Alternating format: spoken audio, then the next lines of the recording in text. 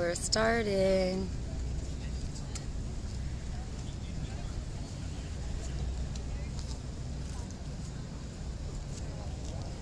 Are you ready?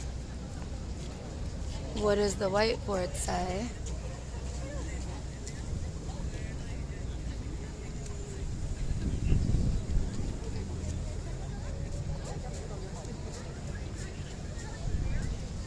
In front of the White House, it was a very rainy day today, October 16th, 2021. We're on Rumble, Corinne IRL. We are Corinne IRL on YouTube. We are Corinne Today on Twitter. We are Corinne IRL and founder of IRL Today on Instagram. We are Facebook IRL Today. What else? There's so many. Odyssey IRL Today.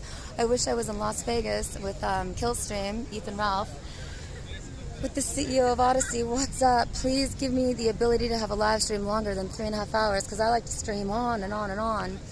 So this is in solidarity of what happened in New York City today with Dr. Christiane Northrup and our beloved family friend, Bobby Kennedy Jr., standing up in New York City with the Freedom Rally and the Freedom Movement in New York City. Your medical history should be private.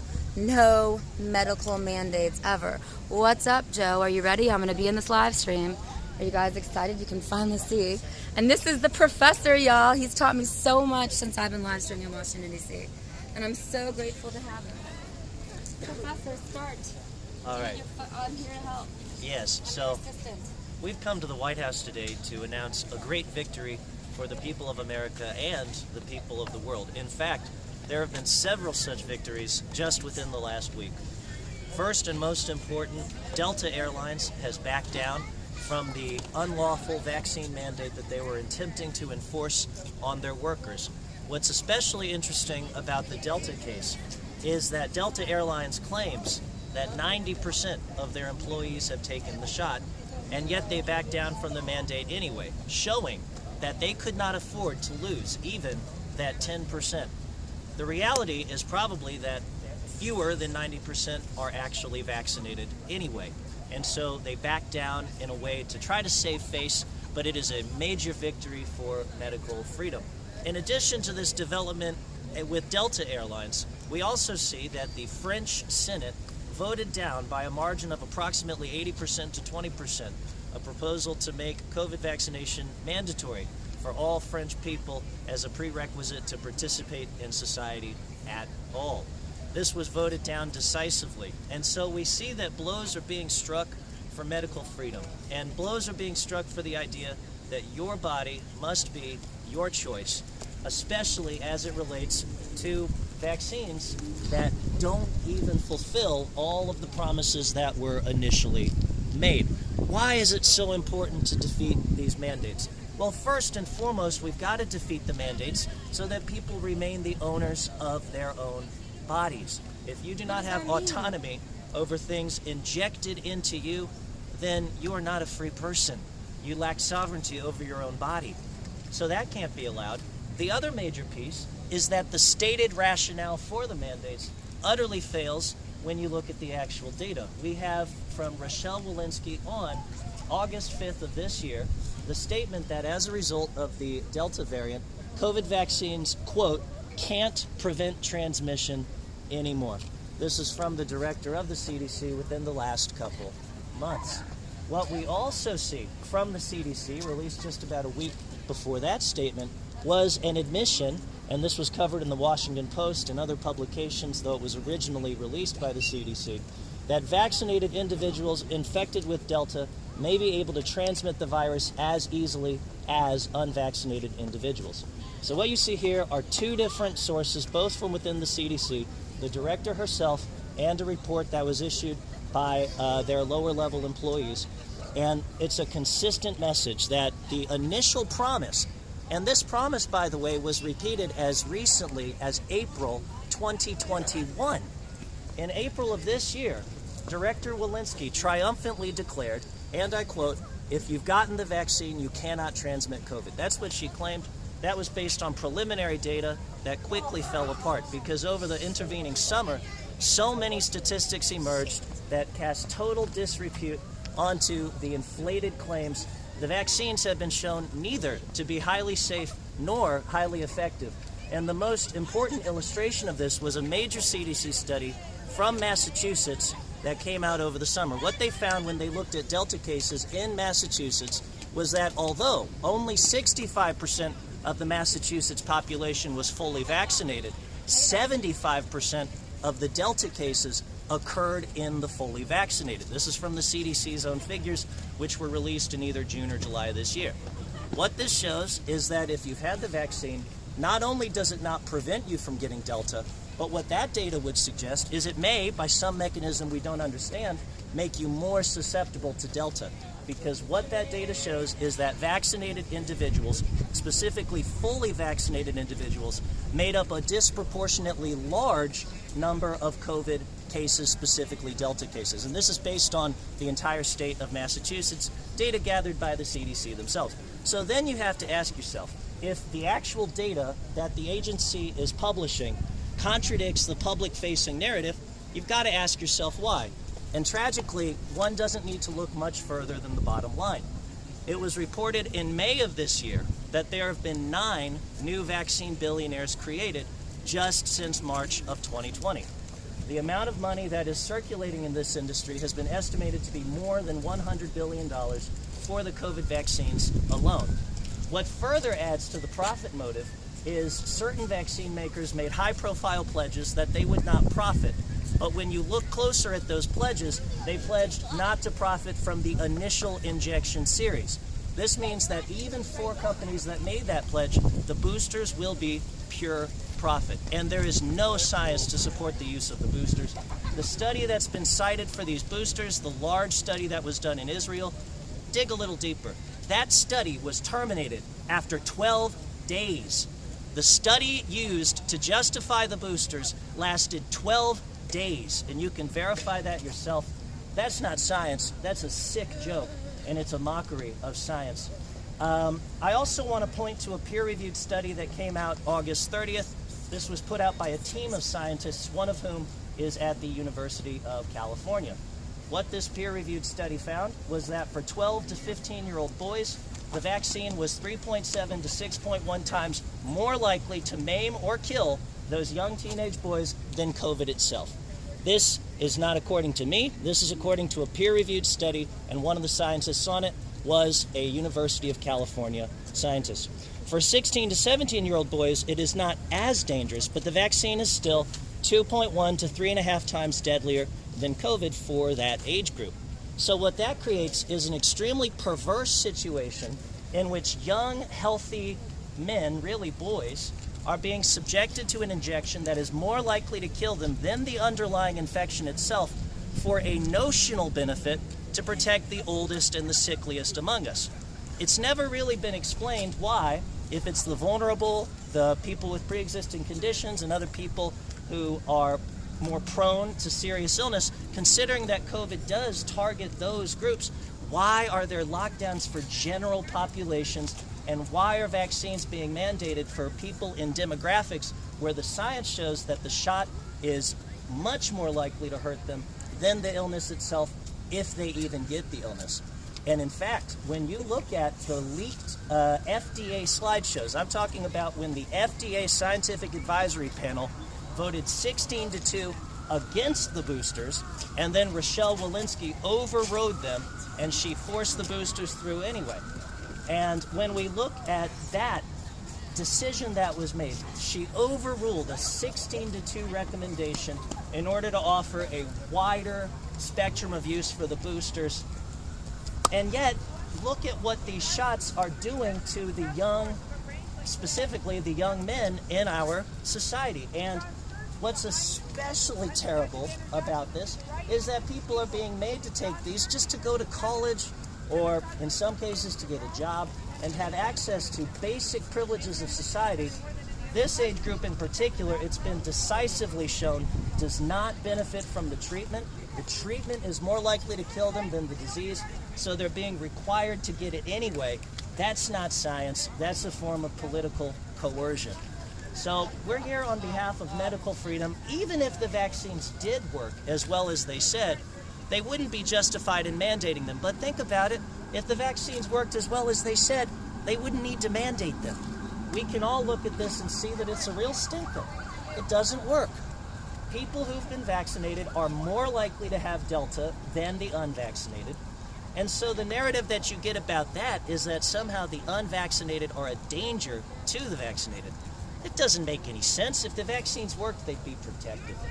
So it's anti-scientific, and all of the data that is finally and slowly beginning to emerge not only warns against the use of mandates, but against the use of boosters or really any of the injection series at all, particularly if you're in this younger age group and you are literally at higher risk from the injection than from the disease. The other aspect of this is when you look at healthcare workers, you've got to ask yourself, why are significant proportions of healthcare workers willing to get fired? Why are they willing to get fired rather than take it?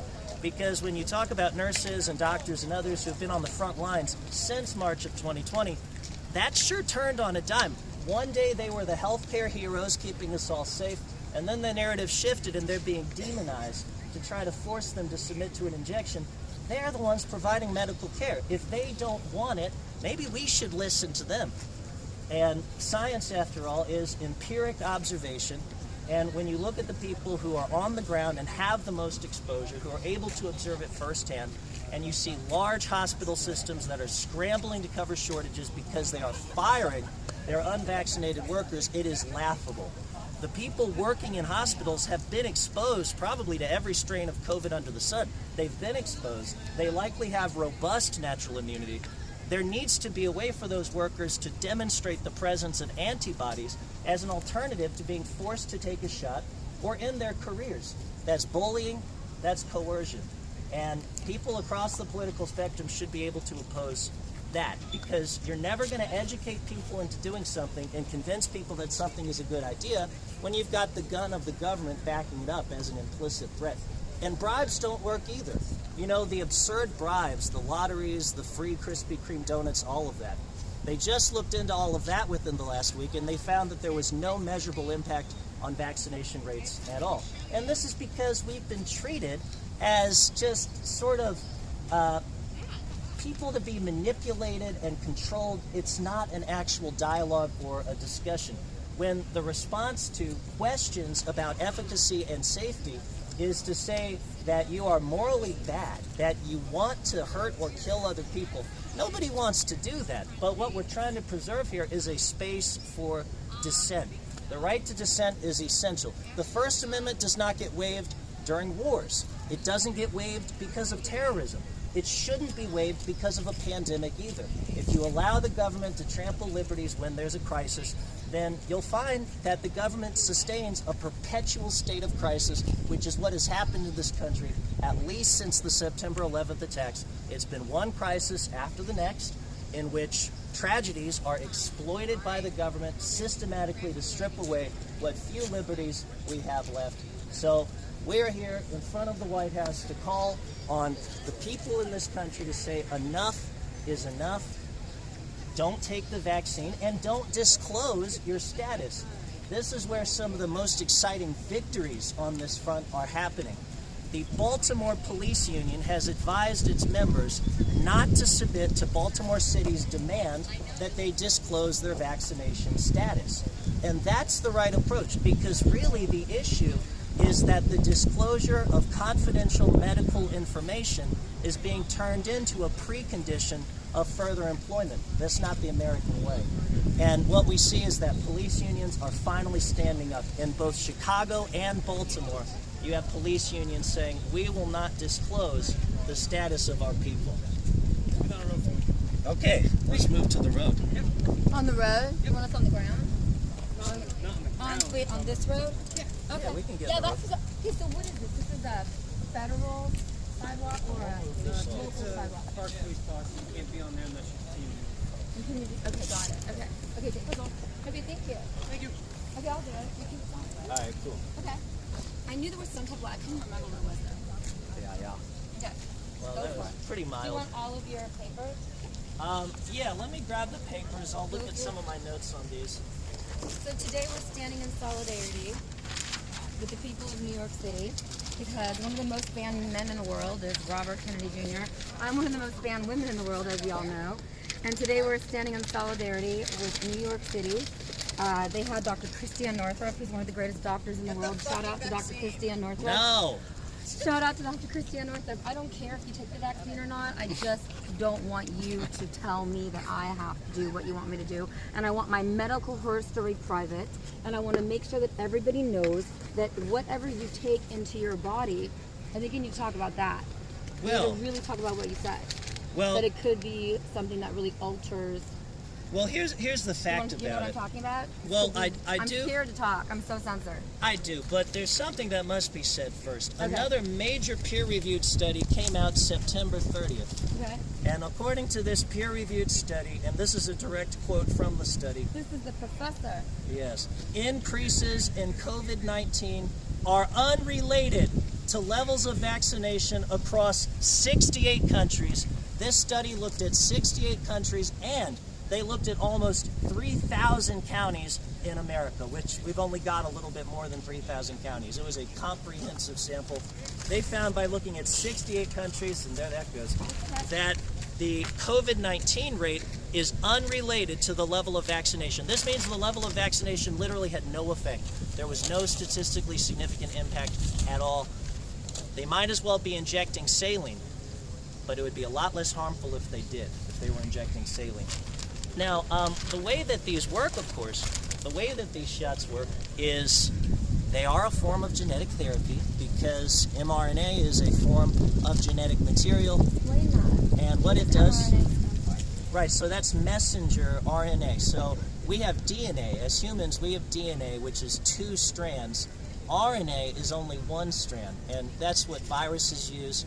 And messenger RNA has many different purposes, but it's like a little set of genetic instructions. So it is genetic therapy. That much is by definition true. So don't believe the so-called fact checks that say it's not genetic therapy. It is. Now, the reason that the fact checkers will claim it is not genetic therapy is they allege that the vaccine is confined to the muscle where it is injected. However, autopsies have revealed that to be a lie. Autopsies have found that the vaccine does get into the blood, not just the muscle, and it is distributed to every organ in the body. Now, this is a huge problem because what the mRNA in the vaccine actually does is it programs your body to endogenously produce, that means produce within itself, the very spike protein that the coronavirus uses to attack your cells. So they say that this is temporary and that it is confined to the muscle. We already know it's not confined to the muscle, so it's not crazy to think it may not be as temporary as they say, particularly when you're re-administering boosters to amplify and amplify and amplify that effect. When you look at these teenage boys who are being killed and maimed at rates up to 6 times higher by the shot than by the illness, when you look at that, it's heart attacks that are doing it. Myocarditis, pericarditis. Why? Most likely related to the spike protein itself. That spike protein should not be circulating through your bloodstream, but it does. It was supposed to stick to the muscle. It doesn't. And that is what is causing the heart attacks and the blood clotting. It's the spike protein itself. And if you dig into the good peer-reviewed research, you will find, buried in some of those papers, admissions from working scientists that the spike protein itself has been found to be dangerous. So to answer your question, the way the vaccine works, it takes viral genetic programming, causing your body to produce the same protein that the virus uses, and so then your body creates an immune response, but there can be horrible complications like clotting and heart attacks. Heart attacks in men. Exactly, young men. Think about it. A 12 to 15-year-old boy who has a heart attack. It happens very rarely, you know, maybe with like... Well, they're not giving us statistics. Can you go on VAERS? Can you teach us about VAERS? Well, I can. Because I try to go in there and I can't understand anything, so I'm not that smart. You guys know that. Okay, go Yes, on. and I will tell you about theirs, but what I meant was, I'm saying as the background rate in the population, this is so rare it's like almost unheard of. Like, think about a healthy 12 to 15-year-old boy with nothing wrong with him, whose heart swells up, causing possibly permanent damage and maybe killing him. That's what we talk about when we say myocarditis, pericarditis. Now, the statistics on that, I do have some numbers for you. Do you think it could just put you in a really bad mood and just make your body ache? Like all your muscles ache and your body ache? Well, it and does that to almost really everybody. Because over 5 children allegedly have committed suicide at the University of Chapel Hill, North Carolina. Why? They all had to get vaccinated. Why? I'm not putting it together, but why are the suicide rates going up in the university, starting with University of Chapel Hill, North Carolina? Why? And further investigation needs to be done. Are they really suicides? Are they vaccine deaths being called suicides? But that is, a little bit of speculation. What we know for a fact is that it is the second injection that is very likely to cause a heart attack. And actually, the CDC recently had to revise its figures. Listen to this. Okay. At first, they claimed that it was between 3 and 4 out of every 100,000. That's a pretty low rate if they say only 3 or 4 out of every 100,000. And this specifically means 3 or 4 cases of myo and pericarditis out of every 100,000 teenagers who get the shot. They recently revised that. They're now saying 11 out of every 100,000. That's almost 3 times greater than what they initially said. They said 3 or 4 out of every 100,000. Now they're saying 11 out of every 100,000.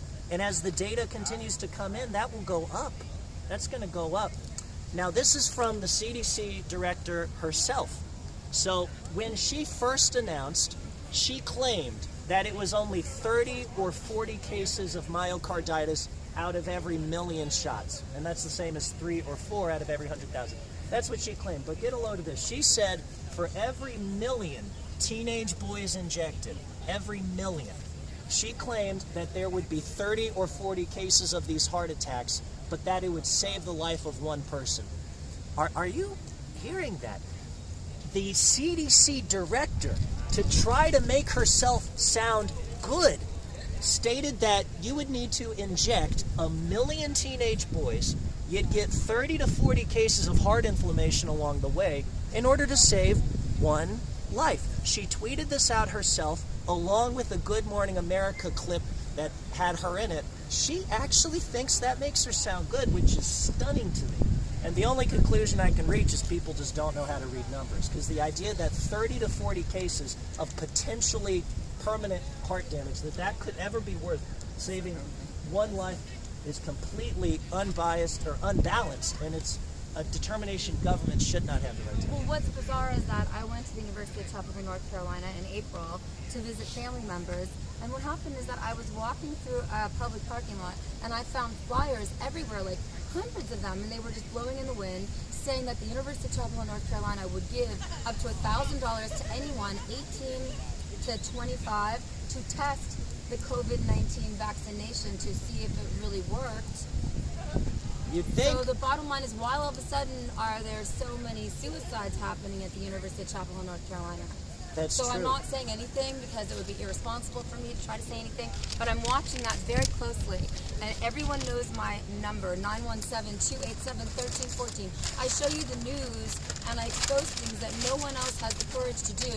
And right now today I was just really disappointed that I didn't make it to New York City by 1 p.m. Eastern Standard Time to stand up with New York City freedom rallies. Jo speaks truth. Everybody follow her on Instagram. She's becoming the #1 most powerful protester in New York City.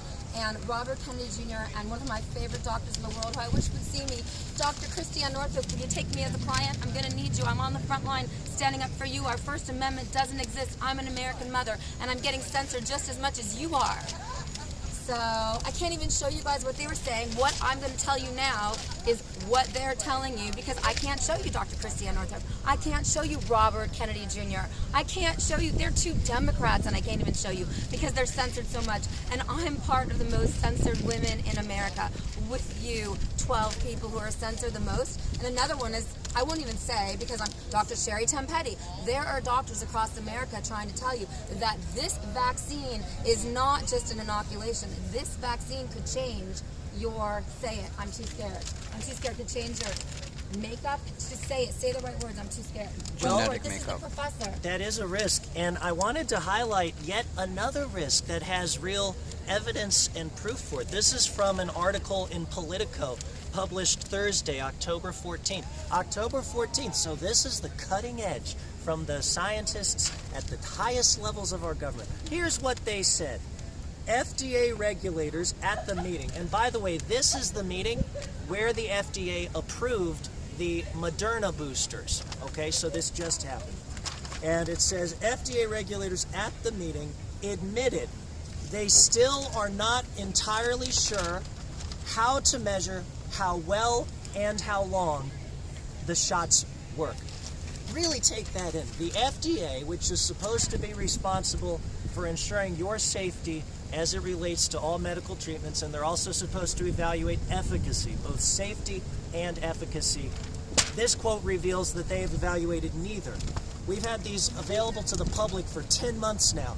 And it says that at this meeting that just happened this week, when they're talking among themselves, the regulators admit that they don't even know how to measure how well or how long the shots work. This is a direct quote from the FDA advisory panel that, despite lacking this knowledge, approved the Moderna boosters. So when regulators admit that they cannot reliably measure vaccine effectiveness, yet the government repeats the mantra that the shots are safe and effective, how can they do this when they haven't even devised a way to measure the effectiveness? And that's because they're not engaged in scientific information dissemination, but they're engaged in marketing and publicity.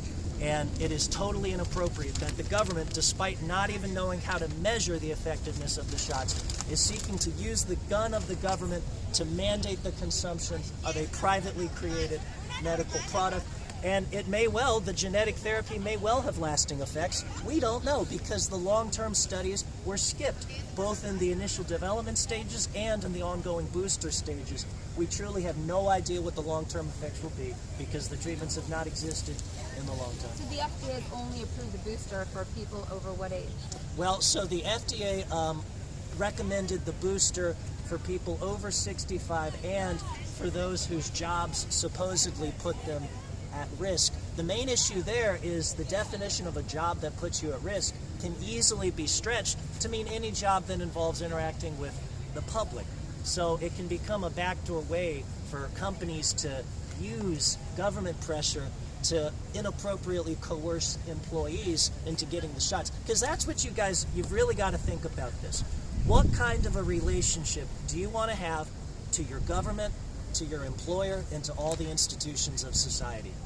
One of the examples that is used to justify vaccine mandates is to point out that George Washington did mandate, I believe it was tuberculosis vaccinations among his troops. Yes, that happened. That was inoculation, though. That wasn't a vaccine. But deeper than that, he was a general. We should not relate to our government the way that soldiers have to relate to a general. Interesting. Yes, in the military there is unquestioned obedience. That's the whole point. But the idea that because this has been implemented in the military at some point in history, that now all of the citizenry should have to submit, totally inappropriate. And also children and mothers. That's right. And pregnant women. And pregnant women especially. It's terrifying.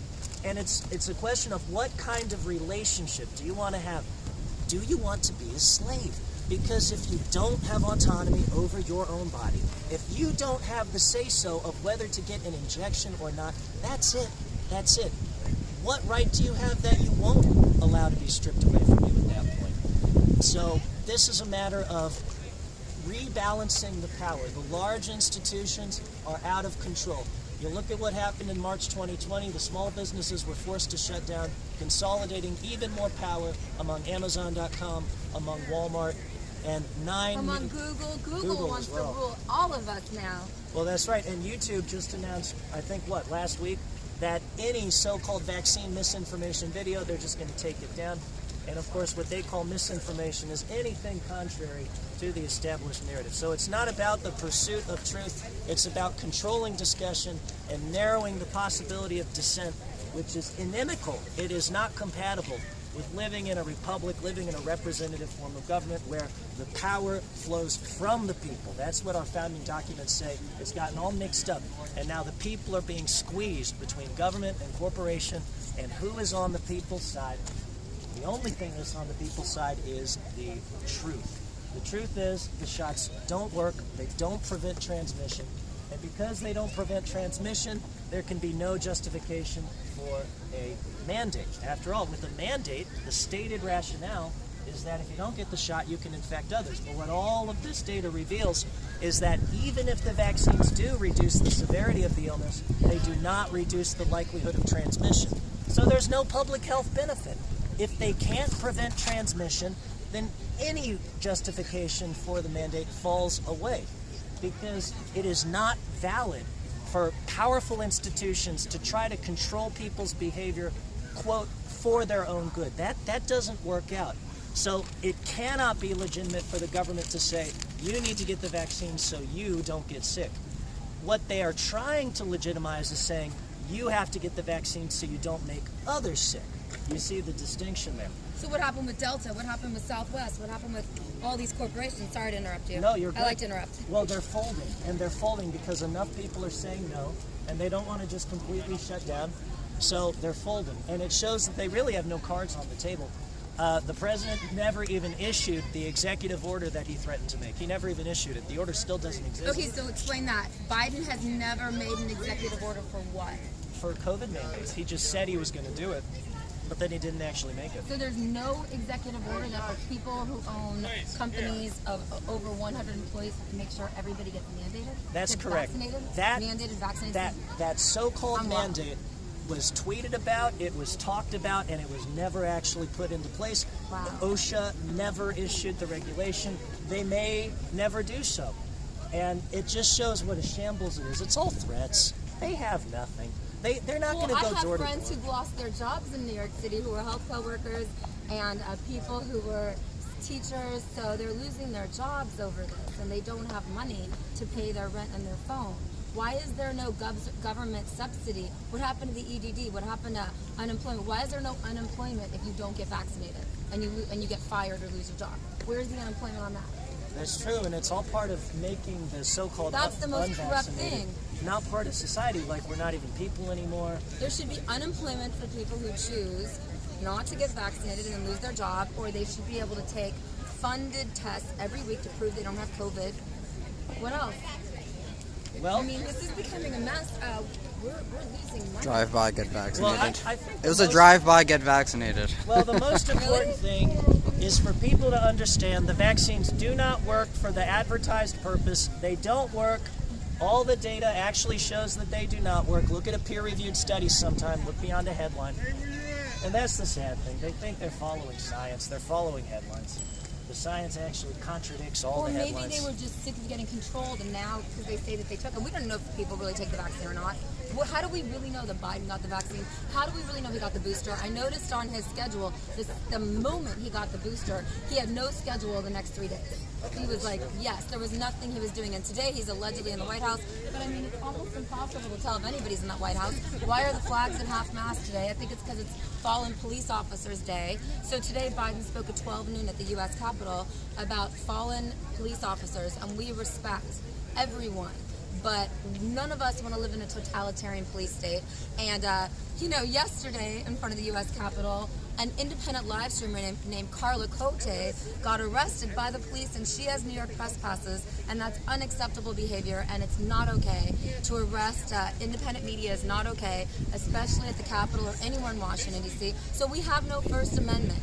So that's why I do what I do. I'm a First Amendment auditor. Keep on going, Professor. I don't mean to interrupt you. Well, those are excellent points, because the First Amendment is what it's all about.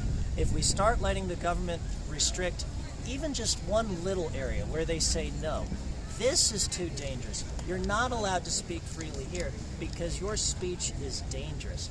If we allow that in any sector of society, it will spread and metastasize like a cancer. Today, it's a total blackout on so-called medical misinformation.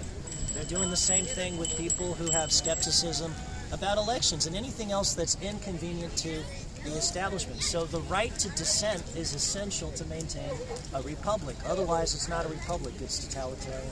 So your right to express yourself must be preserved. Your media, your press. And it seems like these days the media and press are just being rounded up by this administration. What else do you know about that? Oh, everyone I know has been arrested at least once or twice.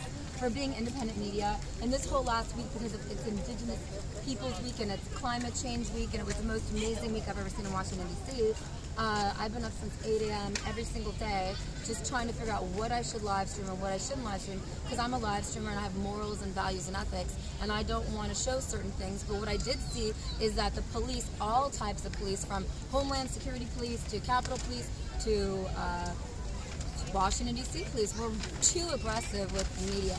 And this girl, Carla Cote, shout out to her, she was actually ticketed or arrested. Now, they didn't take her to jail, but they did tell her she has to come back in 24 hours. So who knows what they're going to do, but the whole thing is that they just want to get you in the system to control you.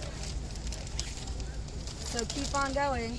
Well, I want to share now what I consider to be really the most upsetting aspect of all of this, which is the whole concept of science has been destroyed. And I'm gonna provide proof of that. Why do I say the whole concept of science has been destroyed? I'm gonna read to you guys a quote. This is from one of those panelists, one of those FDA panelists who approved the Moderna boosters, but listen to this. This is him explaining why he voted yes. He says, by the way, I took this from a Politico article, October 14th. So he said, I just want to explain why I voted yes. It is more gut feeling than based on really, truly serious data. The data itself is not strong. That's what the scientific advisory panel is saying. They're admitting that the data is not strong, but they're saying they approved it anyway, based on a feeling, based on a gut feeling, and they call that science. That's an insult to every single person in this country.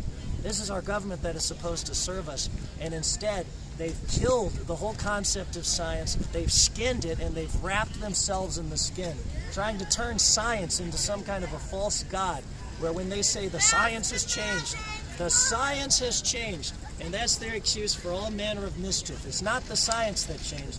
The science is consistent. If you are a 12 to 15-year-old boy, then the vaccine is 3.7 to 6.1 times more likely to kill you than COVID itself. If you're a 16 or 17-year-old young man, then the vaccine is 2.1 to 3.5 times more likely to kill you than COVID itself. If you have young men in your life and you care about their well-being, especially don't let them get the second shot. The second injection is causing rates of heart inflammation in young men like we've never seen before. And then you read this kind of a statement where the FDA regulator admits the reason he voted yes to these deadly poison death shots was based on a gut feeling. That's what the scientific advisor who voted yes is admitting, as if there's nothing wrong with it. So when they've replaced science with feelings, they're using that to negate the actual information. The director of the CDC herself stated on August 5th, 2021, the COVID vaccines can't prevent transmission anymore. That's game over right there. The vaccines don't stop the spread. They don't even slow the spread. If anything, they seem to speed the spread up, because the data in Massachusetts revealed that although the population was 65% fully vaccinated, the Delta cases were 75% fully vaccinated. The ones who were sick were more likely to be vaccinated compared to the general population.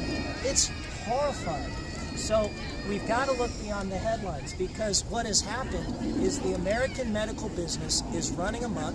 The people who run it don't think your life means shit, and they will happily trade your life and your health away for a very, very small increase to their bottom line. So, Professor, I take a different line. I say your body, your choice, my body, my choice. What I do with my body is none of your business, and you should keep your medical history private.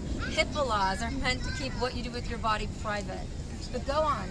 Yeah. No medical mandates in any city, any town, any state, and on the federal level. You cannot, in the United States of America, tell American women and their children what to do with their body, their mind, their spirit. That's unconstitutional, and that means the American dream is dying. Go for it, Professor. Well, it's Give us your best. What's VAERS? VAERS. What's VAERS? That's right. So some may wonder, it's a website, VAERS. where do these statistics come from in the first place? So they come from peer-reviewed studies, but actually the major source of accurate information directly from the CDC. What? God Thank bless you. you. Peace. No medical mandates. Do what you want with your body. Yeah. It's your body. Yeah. You control your own body. Thank you. Yeah, exactly. Go to Howard University and stand up.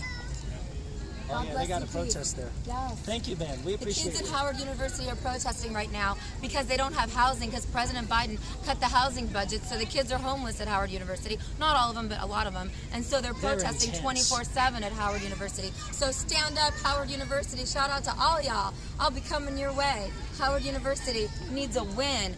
Give people free housing at Howard University. It's disgusting in this situation where we've got a president that doesn't care about housing for the people, by the people, of the people, especially college students. That's right, especially when you think about Dr. Fauci, who is not a doctor, he's a PhD. And he made over $500,000, and he's getting every single $1 million grant, and he's getting every single award. He just got another award. That's right. Something about the First Amendment, I can't even say it. Something about constitutional. Dr. Fauci is not constitutional, and he's telling you things to do that he makes money from telling you. Dr. Barrick of University of Chapel, North Carolina, his family and him, they own the patent on COVID, okay, and the vaccines. So then you've got Dr. Fauci who owns patents on stuff. All these men, all these white men who probably can't get hard are making money off telling you what to do with your body, your mind, your spirit. So I say, no medical mandates. Go for it. Well, No, and professor. it's a disgrace when you look at the wealth in this country and the hands that wealth is concentrated in. Dr. Fauci, who's not a doctor, is the highest I mean, paid. he might be a doctor. No, Are you sure he's not a doctor? He's a public health doctor. He's Then not. what's a public health doctor? He's a PhD. He's not an MD. Can he give medication? No, he cannot prescribe medication. That's what makes this Are whole you thing such a serious? fucking I don't know joke. if that's real or fake. We got to figure that one No, I'm out. telling you the truth. Okay. He's a PhD. He's not an MD. So who's in charge of our He's country? never Because practiced I went medicine. to the state. He's never practiced medicine. He did a PhD. He wrote a doctorate. That's all. So why was he in charge of AIDS? And why was he in charge for the last 20 years? Why is he in charge of our medical anything? And why in University of North Carolina, Chapel Hill, is there a man named Dr. Barrick who has patents on COVID-19 and coronavirus? Yeah, it's sick. And why did I find what I found there? Why are they testing the vaccination at the University of Chapel Hill, North Carolina to people 18 to 25? You don't test vaccinations on people. I think that's totally unethical. And yeah, that caused a lot of drama. And the police arrested me there for calling 911. Why? I'm allowed to be in a parking lot of a hospital picking up paper that's flying in the wind. What's going on to our country? When American media is being arrested, shout out to Carla Cote Photo on Twitter. Shout out, she got arrested yesterday, and she has New York press passes. You could get arrested at any time, any place for saying the wrong thing. That's unacceptable. The First Amendment has to reign supreme in the United States of America, and that's why I do what I do. Go on, Professor, I'm sorry. And our voice is the only thing we have left. When you think about Howard University and the scene that you saw earlier, the wealth, you have the just ridiculous wealth of Washington, Where's D.C. Beyonce and Jay-Z? Where are all the And then super you've rich- got these Where's young Tyler scholars. Perry? Help! Howard University needs you. Well, Yeah, these where's are Condoleezza these are the young scholars of our nation, and they're Yes. being made to sleep in tents in the rain. Yes, And that's disgusting. it is Free disgusting. Howard University, give them housing. Yes. It's disgusting that the people of Howard University, the students, are suffering and have no housing and can't afford housing. That's disgusting. It is. And there are the wealthiest people in the world who went to Howard. Help your people, so I got to expose that. Go on. Well, and when you think about college students, they're at the very lowest risk from COVID itself. They They're are? extremely low Then why risk. was every college student mandated to take a vaccine or they get kicked out of college? That's right. This is a sick form of social engineering or public health communism in which the young and healthy are being commanded to take a really serious risk with an experimental drug for the sake of supposedly extending the lives of the elderly and the sick. But even that supposed benefit is not real, because when we look at the 720,000 deaths with COVID-19, it's about 720,000. The CDC has released figures indicating that 95% of those deaths with COVID occurred in people with pre-existing conditions, and we're not talking one or two pre-existing conditions. The average number of pre-existing conditions for a COVID-19 death is 4, and the average age is between 80 and 85. So when we talk about the deaths, they are tragic, but we're talking about people in their 80s who didn't just have high blood pressure. They had high blood pressure and heart disease and diabetes and stroke, or name your conditions. And by the way, if 4 was the average number of pre-existing conditions, that means half of the deaths had more than that. And indeed, the figures reveal that only 5% of the so-called COVID deaths were actually from COVID. The other 95%, I'm getting this from the CDC, were actually the pre-existing conditions and comorbidities. And by the way, I will give this to the CDC. Initially, many months ago, they reported that 6% were deaths from COVID. And then they revised it to show that only 5% are. So even though that makes them look bad, they have updated that. So as time has gone on, it's actually become even more clear that it is the old and the sick, where although any death is tragic, when somebody is that frail, is it a good policy prescription to shut down society? And that didn't work anyway, because the death toll was so heavy at nursing homes that all of that hard work didn't even end up successfully protecting those people. So go back to VAERS, VAERS.org.com, what is it? And you go on that website and you can actually see that's a legal government website like the CDC that says how many people have died of the vaccine, because I was one of the first people to interview the parents of a man named Ben in September over Labor Day 2021, this last couple months, in New York City in Times Square. I interviewed the parents of a man named Ben. They wouldn't give me his last name, but they were standing up in New York City saying their son, who was 32 years old, died of the Johnson & Johnson vaccine within 12 hours of receiving it. What's up with that? Why are people so scared about vaccine deaths? There's over, almost 21,000 vaccine deaths right now? What does VAERS say? When I go on the VAERS website, it's almost impossible to read.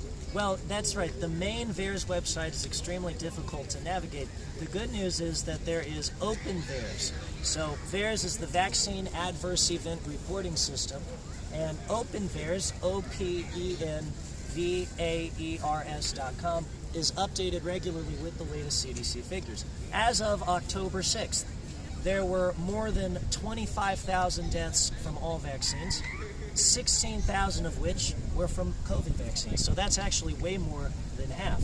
The significance of that is that the COVID vaccinations have killed more people in 10 months than all other vaccines combined for the last 31 years. Why do I say the last 31 years? Because the VAERS system was created in 1990. So 31 years of data on all other vaccines combined, but the COVID shots have killed far more than all the other vaccines combined. It's not even close. Listen, I believe in inoculations. All my children get inoculated, but this particular vaccine, because it came on the market so fast and so furious, and it did not have FDA approval in the beginning, was really unacceptable. To put people at risk. Why are there more people who allegedly died of COVID-19? 720,000, we don't even know exactly how many, than all of the other countries in the world. Why were there more deaths in the United States of America? Because we don't take care of our people. We don't give our people vitamin C, vitamin D. We don't give our people fresh fruits and vegetables. We don't give our people urban farming. I'm being told right now that farmers are being told to destroy their crops across America. Anyone who has a lead on that one, text me, 917-287-1314.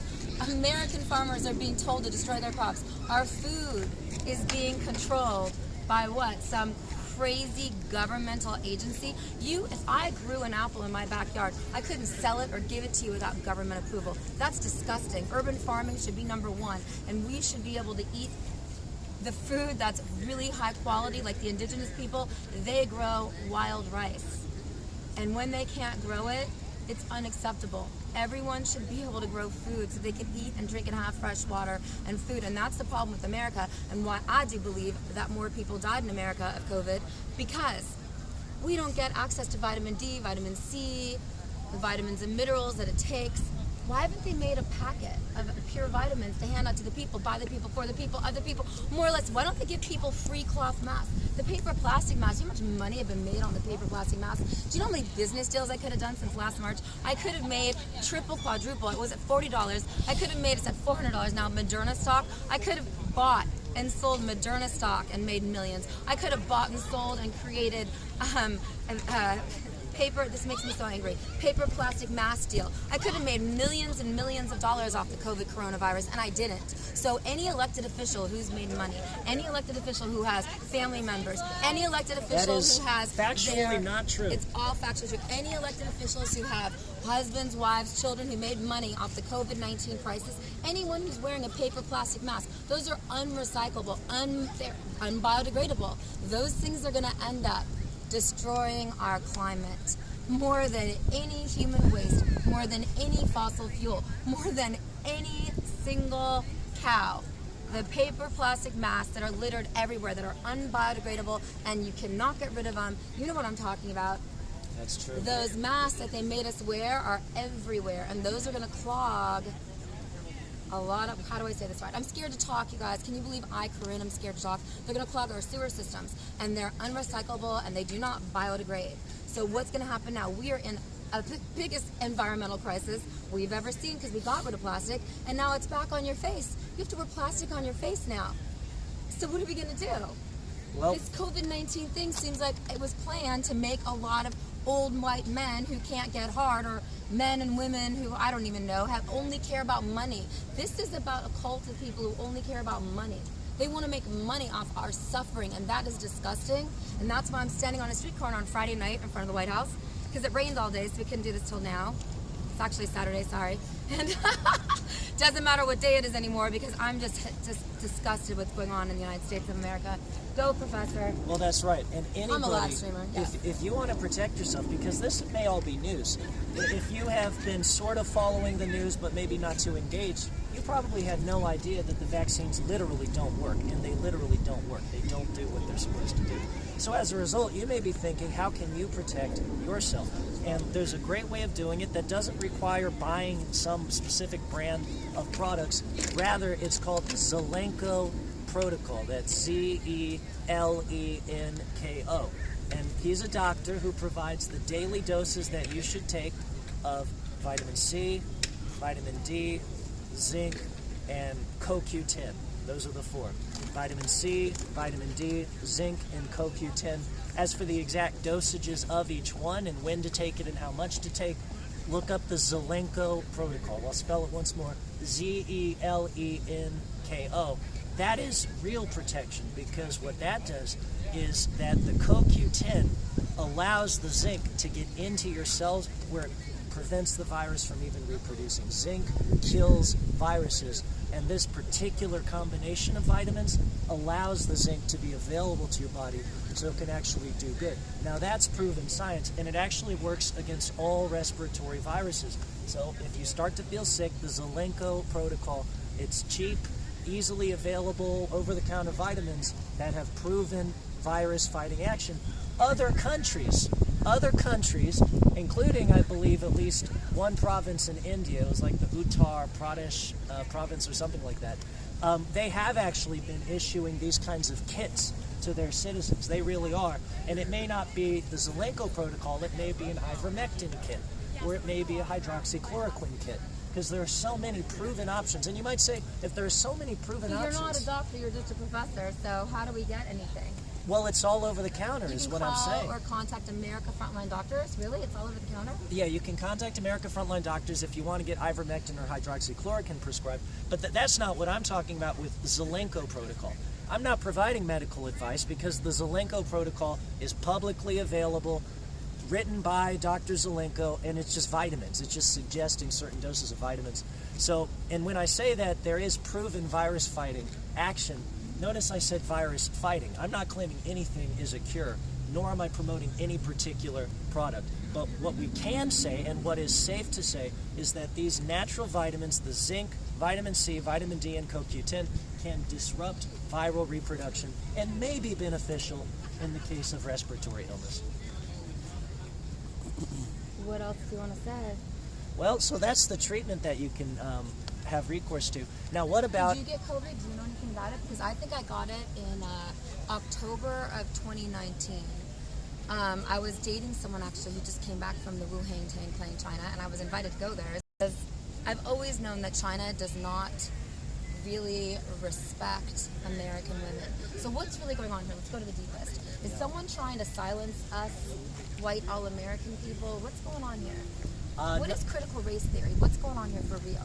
Well, I think they're trying to silence everybody because it's the same. Anyone who has a voice is Right, due to be silenced. it's the same boot on all of our necks. Because they try to silence me, but everybody knows Corinne forever had to grow up. So I'm Corinne IRL now, and founderess of IRL Today. So it's more that you try to silence me, the more you will try to find me, because the more I'm banned, the more I'm wanted. Go on. Right, and what we've got to do as citizens is we've got to stop pointing the finger at each other, because only with unity do we have any chance. And not like the We fake, need unity. not the fake horrible unity that these charlatans Tell us about talk real unity. What's the real unity? Well, we real should have? unity is What is based critical race theory? on truth. Okay. So real unity is where we have multiracial, working class populism. Okay, all what right? does that mean? Well- All people were born to be free according to the Bible. Why do we say that right?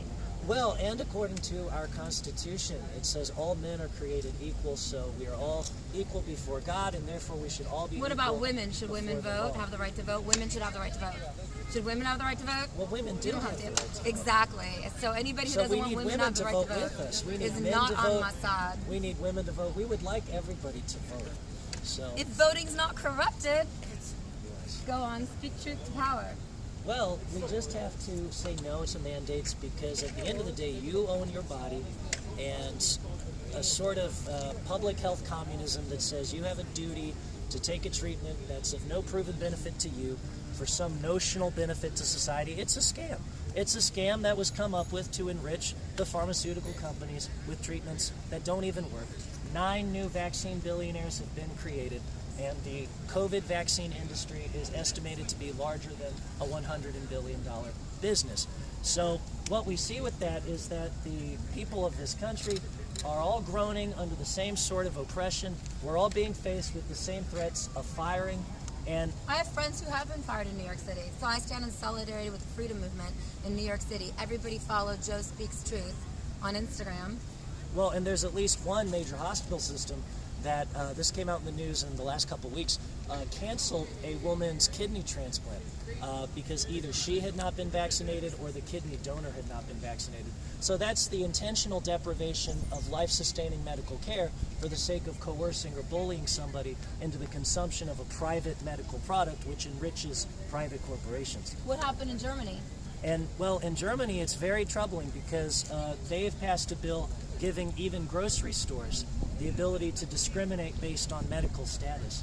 And in Germany, they don't have robust protections like our Constitution. What we also have here are laws like the Civil Rights Act, the Americans with Disabilities Act, the HIPAA, which provides a confidentiality. So we have those. Medical. Yeah, for any kind of Yes. medical information. Okay. We have those protections, but other countries are even further down the slope than us. And in Germany now, you have at least the possibility that folks can be turned away from supermarkets because they're not submitting to this injection. So, what do we do now? Because I know there's one bar in Washington, D.C. where you have to prove that you've been vaccinated to get into it. I don't know what the other rules are yet, but in New York City, you cannot go to a restaurant. In Los Angeles City, you can't go to a restaurant. Just like San Francisco, unless you prove you've been vaccinated. Now, how serious are they going to get? Are they going to start arresting people? I've never heard of anybody getting arrested yet. That would be a new level, to actually arrest somebody and like hold them down and force them to get the shot. I mean, that's basically the only thing they're not trying. The other thing they haven't done yet, Well, it just started. What do you think's going to happen in November? probably what they When it would starts like getting to cold. do. My nose is running. It's already getting cold in Washington, D.C. Well, I'm sure that the governing authorities would like to limit access to the interstate to people who've gotten the shot. I don't think that'll be workable for them. They're likely to do it with air travel, so with both foreign and probably domestic travel. So Wait, Delta said they wouldn't do that. right, Delta is not instituting a vaccine mandate on its employees, but that is a different question from whether the government might require air travelers to get it. Wow. So Delta's employees are safe. That Well, mandate was dropped. allegedly, no one can come in the United States of America anymore, according to this Biden administration, unless they've been vaccinated. Right, Do you think as that's of true November or fake? 8th. Well, that part's true. So as of November 8th, that's when they're rolling that out. And it's remarkable how they spin it because they sell that as a return to freedom. What about Americans? Can I go leave the United States and come back in without proving violating my HIPAA law? As of now, yes, but November 8th. yeah, well, November 8th is not the date necessarily when that would change for air travel or anything like that. But that's the kind of thing where... Well, you said November 8th, no one is allowed in the United States unless they prove vaccination. Right, for foreign travelers. Okay, but what about if I go to Mexico and come back? I don't think you would fall under that. Okay. I think it's specifically for like foreign nationals. See, the problem is that we don't know anything and that there's no transparency and that things are happening so fast and that really Congress and Senate, to make it a law, has to vote on it. And in your city, your county, your state, and your city council has to vote on it to make it a legal law. Mere mandates don't hold up. A governor mandate doesn't hold up. It's got to go through your city, your county, and then your state, Congress and Senate, and your state legislature has to vote on it. On the federal level, Congress and Senate have to vote on it. So where are these votes? Well, all these mandates by executive president or mayor or governor are illegal. Well, and what they do, they announce like the vague general outlines of something. So like the supposed OSHA mandate for employers with 100 workers or more, well, that still hasn't been released. So they kind of dribble it out rather than doing it all at once in order to diffuse the possibility of meaningful resistance. And I think they're just counting on everybody getting so exhausted that everybody complies just to try to make the whole thing people end. Are losing their jobs in New York City. And with economic bullying as well. Yeah, economic bullying is out of control in New York City. I have 3 girlfriends right now. I don't say names. They've lost their jobs. They've been fired because they do not want their medical history to be made public. Because once you put it public, you can never turn it around. Once you show your medical history on your phone and you make it public, you can never decide to make it private again. And we believe in privacy rights and HIPAA laws in the United States of America. And when you take right to privacy away, then you have no country that can survive. The American dream is dying. So that's a big issue. What else do you think, Professor? Well, it's all about the freedom to ask questions in general. We need a society that maintains a space for dissent. And this hysterical line of argumentation that if you raise questions about medical products and services created by private companies for the sake of private profit, and somehow the narrative is if you raise questions about that you want to hurt people, you want to kill people, you want people to die, which is ridiculous. How can anybody believe that? So, no, we need a space for dissent. No one wants anyone to be hurt or die. No one wants anyone to be broken poor. Nobody wants small business owners to lose everything. The rich are getting richer, the poor are getting poorer. The 0.1% has made trillions of dollars off the COVID-19 crisis. That's the truth. And elected officials have made money in the stock market off the COVID-19 vaccine. And this is about major corporations making money and controlling us. That's why I want my medical story private. I want to keep privacy laws, HIPAA laws. It's very important to understand that the super rich are getting richer, and even in events, like if you have an event at a stadium, like in New York City, like Madison Square Garden says, and I tested this in Madison Square Garden in summer. I tested going to the Foo Fighters. I could have gone in if I had a VIP ticket in a suite without proving vaccination. I could have gone in to Madison Square Garden, no problem. So the rich get to do whatever they want, and the poor have to be fully controlled. And that's when you realize that the American dream is dying, and that small business owners like myself and other mothers are being put out of business by the major corporations, and that the mainstream media, ABC, NBC, CBS, won't cover anything. Even CNN, even Fox News, I don't even care about any of them, because the bottom line is that unless you see it yourself, you can't prove it happened. The bottom line is that these mainstream media only do what their advertisers pay them to do, and a lot of their advertisers are oil companies, a lot of their advertisers are vaccine manufacturers. You can't even turn on the television without getting a vaccine advertising in anything you're watching. That's why celebrities aren't standing up. That's why athletes aren't standing up. Everyone who stands up, look what happens to them. They get silenced, and I've been silenced. And you're not allowed to silence American mothers in the United States of America. We have a First Amendment. Well, our body, our right, your body, your right. Not only that, the shots don't work. I mean, it would be one thing if they really did work and they were really good, although in that case you wouldn't have to mandate them. But especially for young men, this is a bloodbath in the making. A peer-reviewed study released August 30th. It was a team of scientists. One of them was a University of California scientist, published in a peer-reviewed journal. They found that for 12 to 15-year-old boys, the risk of being permanently maimed or killed in the form of myocarditis and pericarditis, so heart inflammation, the risk to 12 to 15-year-old boys was 3.7 to 6.1 times higher than from COVID itself. So they don't work. They're not safe. They're not effective. And we cannot tolerate these sorts of mandates. You have to close what? Avenue. Free? See, that's the thing. This guess is they're just Lafayette posting those, yeah. Plaza, where American people are supposed to be able to stand up. So now we're on a street, so now we have to walk over to the park. This is the second time we've been moved.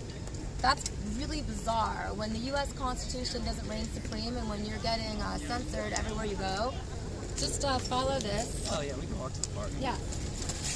It takes a lot to stand up and say that our First Amendment is getting violated and that mandates. Well, that's their favorite one. That's their favorite amendment to I mean, how They many times violate in them 1 all, hour but they have we violate that one the This is most. the second or third time in 1 hour we've been asked to move. In the United States of America, in front of the Lafayette, we're in Lafayette Park, where people are supposed to be able to talk 24/7 about what they believe in. So if you are silenced and you're not being allowed to talk about what you believe in, then we know that the American dream is dying, and that's unacceptable. We're walking this way. Okay, so follow us. Just pick up. We don't want to lose ever. There's a trash can over here. Yeah, some of these mangy pieces of paper we can toss. Although this is a good one. I'm keeping this one.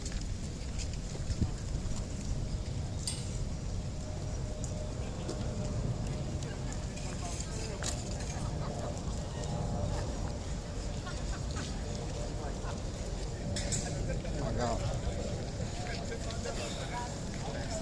Yes. That is not very nice to say. Blue cheese has a really good heart. And anyone can change. So we're being asked to move for the second or third time. Watch the stream, you can figure it out.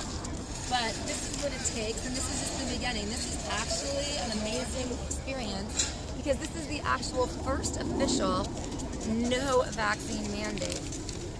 No vaccine mandate. Put that up there. Yeah. No We're all vaccine nutcases mandate over here. protest. In Washington, D.C., tell me anyone else who has done it. You want to put that up? Who else? I think that woman just said don't stand too close. Close to what? Us. Close That's to sort us? of rude. Oh my Well, that's gosh. medical segregation that's happening. She doesn't know if I've been vaccinated or how many times. I could have been vaccinated every single week for the Yeah. last month. I mean, No you one can knows just, you it's can just go private. from CVS to CVS. Yeah, she no could one's just go going to from stop you. CVS and then some Just CVS. go from Walgreens to Rite Aid Yeah. and yeah. But I mean, I shoot can me be up, vaccinated. doctor. I've had every single vaccine. I've had Johnson & Johnson, Moderna, and Pfizer. I've had all AstraZeneca. of them. And Yeah, you it's even no got AstraZeneca one's before they took business. that away. Yes, it's no one's business the vaccines I've had or what I've done. And for some woman to walk by me and say, oh, don't talk to her because she has or has not been vaccinated, that's the beginning of Nazi Germany, correct? Some woman with brown hair, per usual. Women with brown hair, white women with brown hair don't like me. It's getting really I'm sure they're interesting. just envious. No, they don't. They think that I'm stupid. They don't understand how important it is to speak truth to power every single day in a new and different way. Hopefully it's funny, though, because I don't want to do anything less funny. Because I'd like to be like I Love Lucy. I like to make you laugh a little bit. If otherwise, you're just going to cry, and what's the point of crying about it all? You got to make you laugh a little bit, correct? Okay, so give us all your Okay, everything. it's time for more You facts. don't allow police or security to It's time for further, or actually, I think I've got information. Okay. Let me get one of my ones.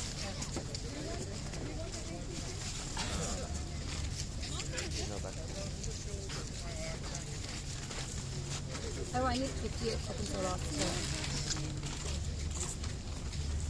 How's the lighting here? Is it better? It's good. You have 58 seconds. Can you do that? Which one are you going to do it on? Yeah, I can.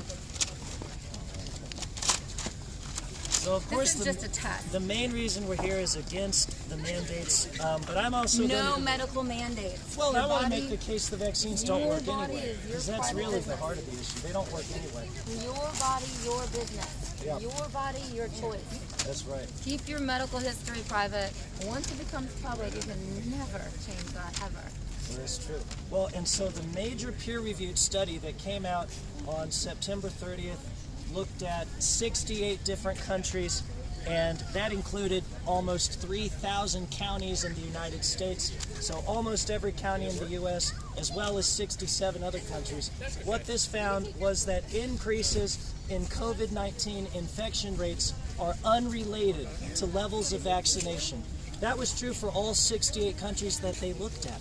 So when you get beyond the BS, which the marketing is highly safe and effective. I know we've all heard that repeated over and over again, like some kind of a spell. The vaccines are highly safe and effective. Highly safe and effective. Actually, they're neither.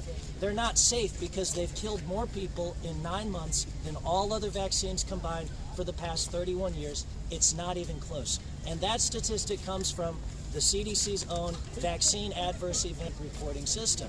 What you'll see if you pull up the Vaccine Adverse Event Reporting System are approximately, that's VAERS, VAERS. approximately 25 or 26,000 vaccine deaths that have been recorded, of which more than 16,000 are COVID vaccine deaths.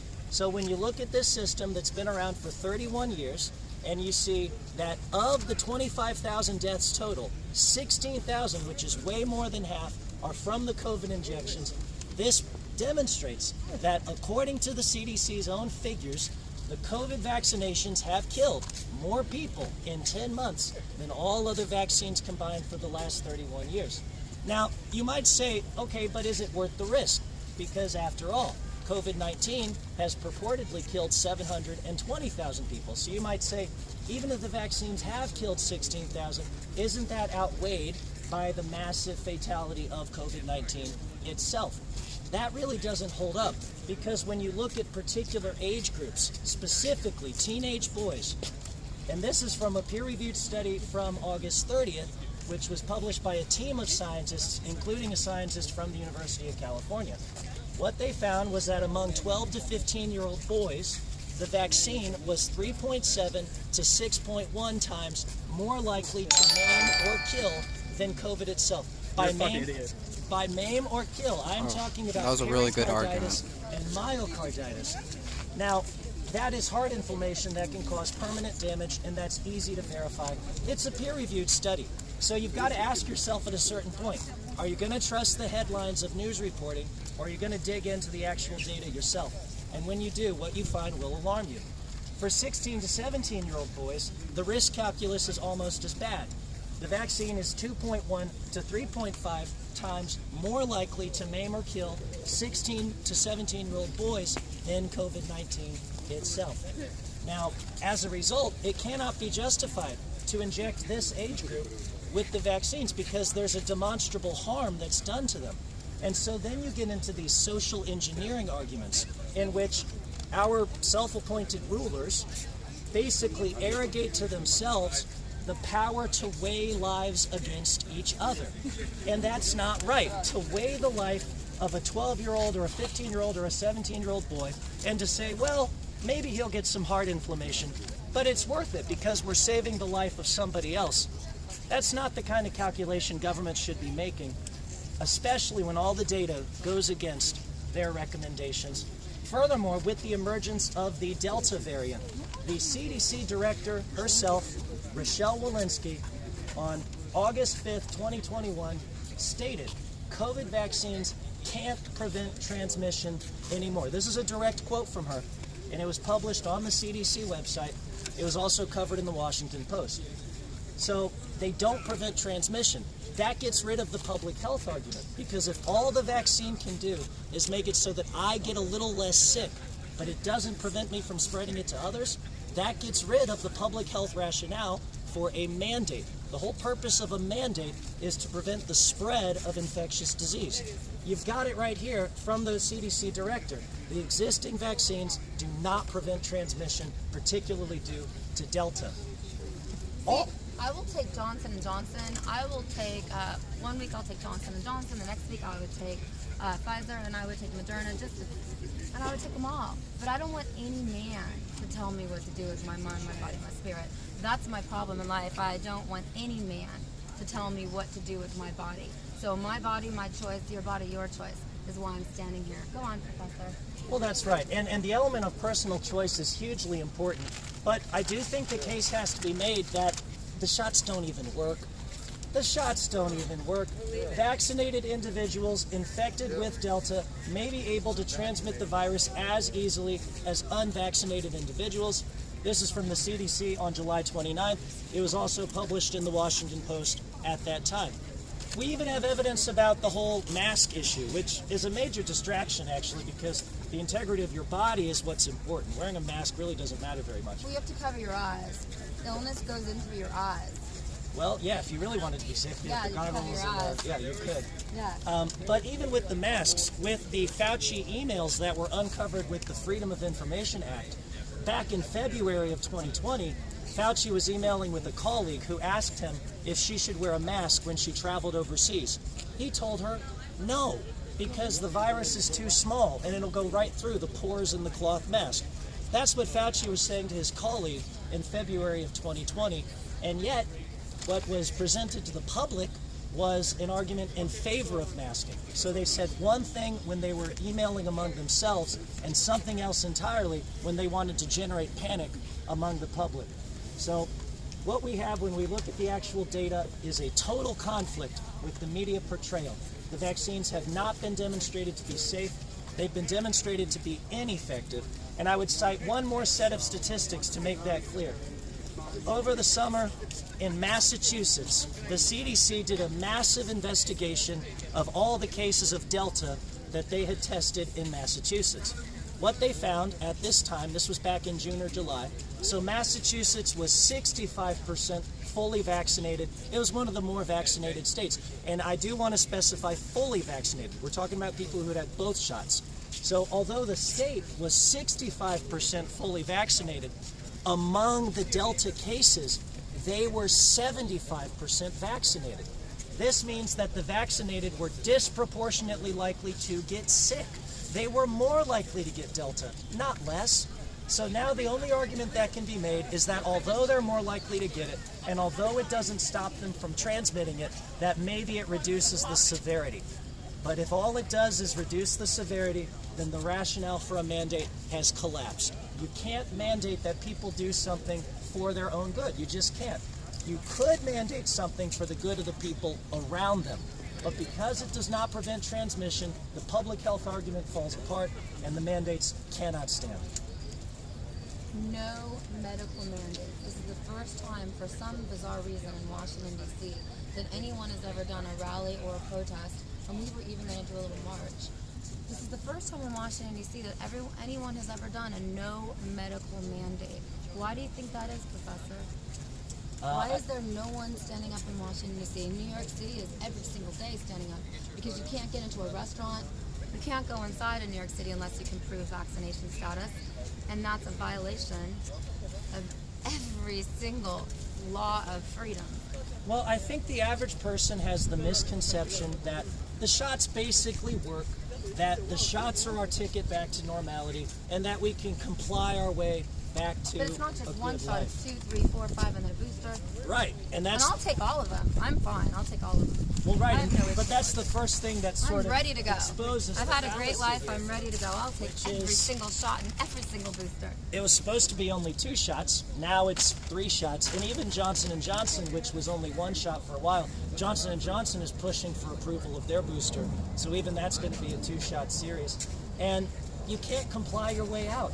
Compliance ensures further mandates will be imposed. The power of the government will continue to expand, and the real problem is the shots don't freaking work. I just don't want my medical history on my phone because my phone gets broken or stolen pretty much every month, and I don't want my medical history made to the public, and I want my HIPAA laws, and I want the fact that it's my right to privacy over what I do with my body. My right to privacy as an American mother. No medical mandates, ever. They are unconstitutional. They are a violation in your city, in your county, in your state, and on the federal level of all individual freedoms that the United States of America was supposed to be built upon. When you allow medical mandates, then what happens is that the American dream starts to die. Now, there are places and certain cities that say in New York City, if you have a spiritual, how do you say this? spiritual Medical exemption. Yeah, well, you can pursue a religious or a medical exemption. Yeah, you can But do then that. the mayor of New York, de Blasio, said you have to be only 2 religions. It was like the Church of Scientology and something else. What was it? Yeah. A Mormon. I mean, you can't then, the mayor of New York City cannot pick which religions. That's another violation of the First Amendment. Which religions are respectful or not. He's saying only the Church of Latter-day Saints and Church of Jehovah Witness and Church of no. Oh, he's saying Jehovah Witness and the Church of Scientology Yeah. are the only 2 medical exemptions No, Christian that will be Science. accepted in New York City. I mean, who is this guy de Blasio? He's out of control. He's acting like a totalitarian fascist dictator,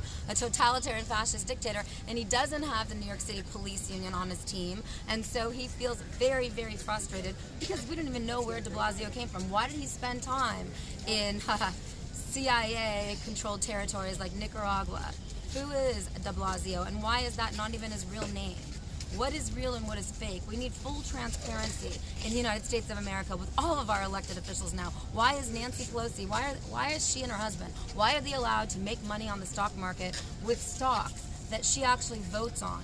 That's corrupt. Nancy Pelosi needs to quit now. She has made money while being in Congress on stocks that she actually gets to vote on legislature about.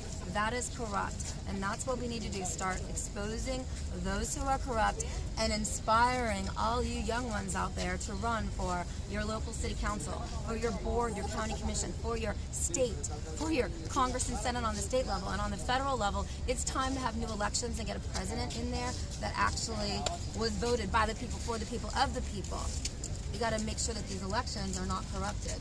Go for it. Well, and what's really going on is the imbalance of power between the individual and the large institutions is worse now than it's ever been. Okay, what does that mean? Well, Let me have your yeah, please take my wadded up papers. Okay, yeah. So- you are a professor. Go for it. So what we see is that the whole nature of the relationship between the individual and the institution is essentially being renegotiated from the top down. This is a top-down revolution. They're calling it the new normal or the Great Reset, take your pick. And it is a way of further consolidating.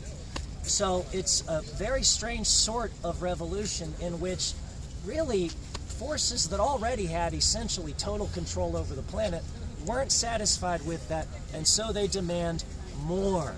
Large businesses benefited more than anybody else from lockdowns that allowed Walmart to stay open and smothered small businesses. The latest estimate I've seen is that somewhere on the order of 100,000 small businesses were permanently closed. They just were forced to close for too long and they're not going to come back. My small business was destroyed. I had a small business of independent media, and I got banned everywhere while I was in New York City covering the freedom movement in New York City, and that's unacceptable. The women that I know in all across America have had their businesses destroyed by the COVID-19 emergency. And yes, it's an emergency, but it's not okay when the government tells us what to do with our mind, our body, our spirit. My body, my choice, your body, your choice. And my children, I have daughters. My children to be told what to do on their bodies is unacceptable. And that's when mothers really stand up and say, we're not going to let our children's bodies be controlled by a government that doesn't care if they have vitamin C, vitamin D, iron, zinc. The caliber of food that the government releases out in the school systems on every single level is unacceptable. It's disgusting, and it's, go on. Well, I and hate so getting emotional. what has happened is the government has arrogated to itself a sort of on and off switch for the economy. That's not power that should be in the government's hands. Think about the nature of the government deciding on its own whim what constitutes an essential business and what's a non-essential business. From state to state, you had a patchwork because it was based on the politics in each state. What was essential, what was non-essential, because the whole category is bogus. Every small business is essential to the people whom it supports. And if you take away the ability for people to earn their livelihood, then people become vassals. It's feudalism. It's living on a plantation. You will own nothing and you will be happy. That's the promise. That's what Klaus Schwab said. You will own nothing and you will be happy. Did you read his book that he just came out? He's the leader of the World Economic Forum. It's interesting that when they met in January, at the end of January, early February 2021, all of a sudden within weeks, COVID-19 around the world had started officially. Well, that's true. And we know that the NIH was funding, at least to the tune of about $750,000, was funding the Wuhan lab, and probably much more. And Dr. Fauci made money. Tell me about all the people. Agenda, what event? I Well, can't even say it. I'll get banned. Yeah, Event, I mean, that stuff. Agenda 201, Event Agenda 2030. I hope I'm saying it wrong.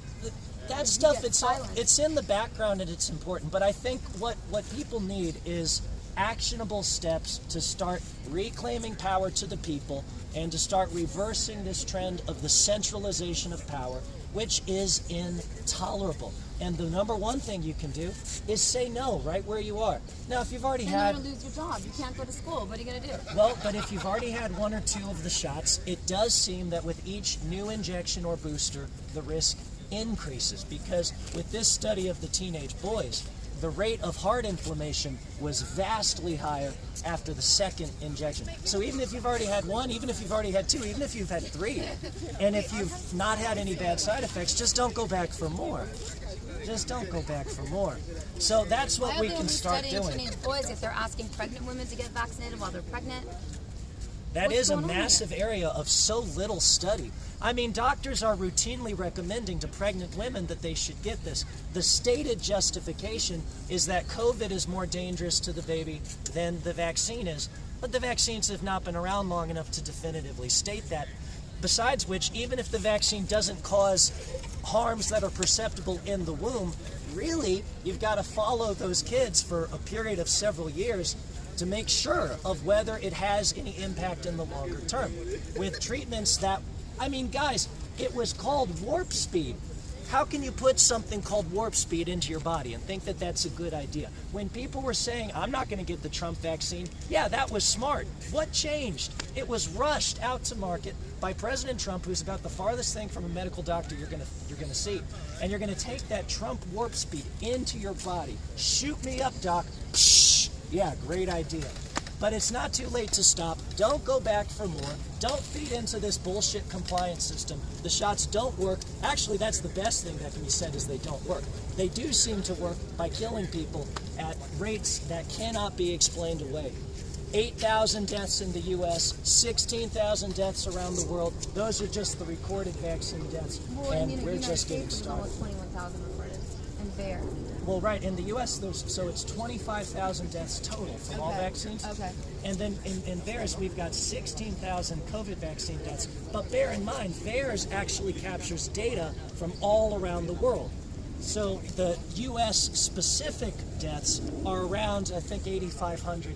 Now, I get it. That doesn't sound like that many. 8,500 deaths out of millions of vaccines administered. But you got to put this into the context of other vaccines, which are actually much safer than that. These vaccines have killed more people in 10 months than all other vaccines combined for the past 31 years. So for the standards of a vaccine, 8,000 deaths is shocking. And that's after only 10 months.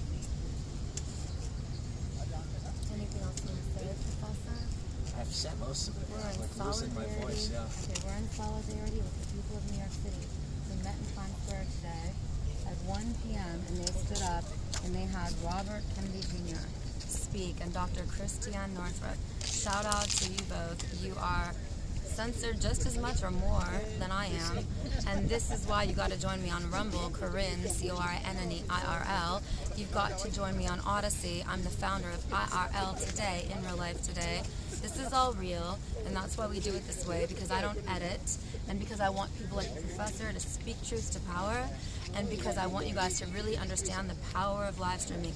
There have been no other protests in the Washington, D.C. area to say no medical mandates. There is already one bar here saying you can't come in unless you prove you've been vaccinated, and even the people who work at that bar don't believe in that.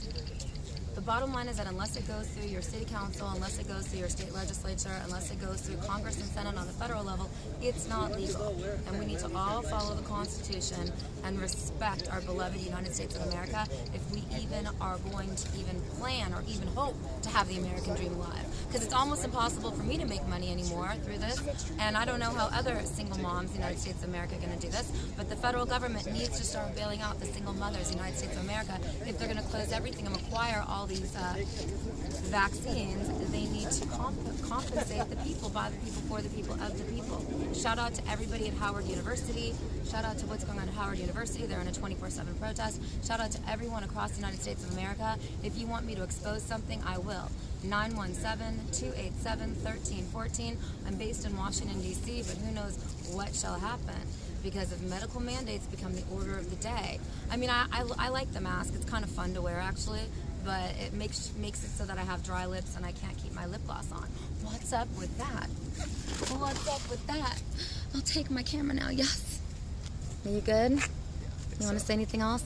1 hour and 29 minutes. 90 minutes. That's a good live stream. 90-minute rally. We did it. Yes, we did a good rally. No medical mandates Yeah, no in the medical United States of America is what we're standing here for. In the freezing cold, in the rain, and solidarity. Thank you.